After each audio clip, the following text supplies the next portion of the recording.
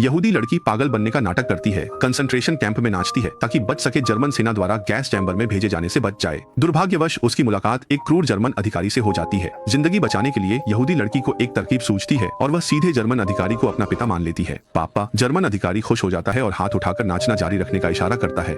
इस तरह बाकी यहूदी लोगों की तिरस्कार भरी नजरों के बीच यहूदी लड़की गुनगुनाते हुए गोल गोल घूमने लगती है। पीछे चिमनी से घना धुआं निकल रहा है, हवा में जली हुई चीजों की गंध फैली है, लेकिन यहूदी लड़की फिर भी खूबसूरती से नाच रही है, सिर्फ इसलिए कि उसे जीने का मौका मिल सके। जर्मन अधिकारी यह दृश्य देखकर ताली बजाते हुए तारीफ करता है। सोचा नहीं था कि यहूदी लड़की इतनी चालाक होगी, लेकिन महिला अधिकारी तुरंत पिस्तौल उठाकर उसी वक्त यहूदी लड़की को गोली मारना चाहती है, लेकिन जर्मन अधिकारी तुरंत हाथ हिलाकर रोक देता है। यहूदी लड़की की जान बच जाती है। धन्यवाद पापा। इसके बाद जर्मन अधिकारी लड़की का हाथ पकड़कर जोर से बाकी यहूदियों से पूछता है, क्या कंसंट्रेशन कैंप में कोई स्त्री रोग विशेषज्ञ है? लेकिन सभी यहूदी चुप रहते हैं। जर्मन सेना के लिए सेवा करने को तैयार नहीं होता। जब जवाब नहीं देता, जर्मन अधिकारी दिखावा करता है कि वह यहूदी लड़की को गोद लेना चाहता है। यह भावुक दृश्य देखकर एक यहूदी महिला डॉक्टर आगे आती है। अधिकारी को जब पता चला कि वह महिला स्त्री रोग विशेषज्ञ है तो वह बहुत उत्साहित हुआ। अपनी रुचि पूरी करने के लिए उसने यहूदी महिला को मिलकर एक अस्पताल खोलने का प्रस्ताव दिया, जहां कंसंट्रेशन कैंप की सभी गर्भवती महिलाओं को इकट्ठा किया जाए, रेड क्रॉस की प्रसव पूर्व जांच हो और उन्हें पर्याप्त भोजन व बेहतर माहौल में प्रसव की सुविधा मिले। लेकिन यहूदी महिला डॉक्टर भी चालाक थी। जर्मन सेना की बात मानने से पहले उसने एक शर्त रखी। वह चाहती थी कि जर्मन सेना उसके बेटे और पति को छोड़ दे।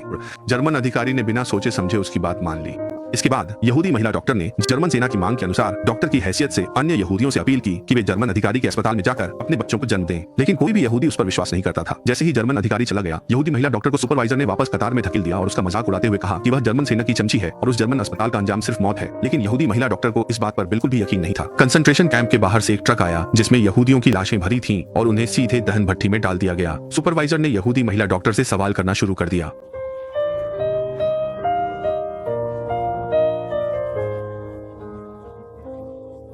यहूदी महिला डॉक्टर डर के मारे चिमनी की ओर देखने लगी और तभी उसे एहसास हुआ कि उसका बेटा और पति अब सिर्फ काले धुएं में बदल चुके हैं। अच्छी बात यह रही कि अपनी पेशेवर चिकित्सा जानकारी के दम पर यहूदी महिला डॉक्टर ने अपने लिए एक उम्मीद की किरण हासिल कर ली और जर्मन अधिकारी की विकृत इच्छाओं को पूरा करने के लिए यहूदी गर्भवती महिलाओं पर जीवित विच्छेदन के प्रयोग करने में मदद की। वहीं दूसरी ओर वह अपने इसी शेनफेन का उपयोग यहूदी लड़कियों की समय से पहले गर्भपात कराने में भी करती थी ताकि उनकी रक्षा कर सके। युद्ध समाप्त होने तक जब सोवियत सेना ने इस एकाग्रता शिविर को मुक्त कराया, तब जाकर यहूदी महिला डॉक्टर को बचाया जा सका और वह इजराइल लौटकर फिर से स्त्री रोग विशेषज्ञ बन गई। सन 1941 तक उसने लगभग 2000 यहूदी बच्चों का जन्म कराया था।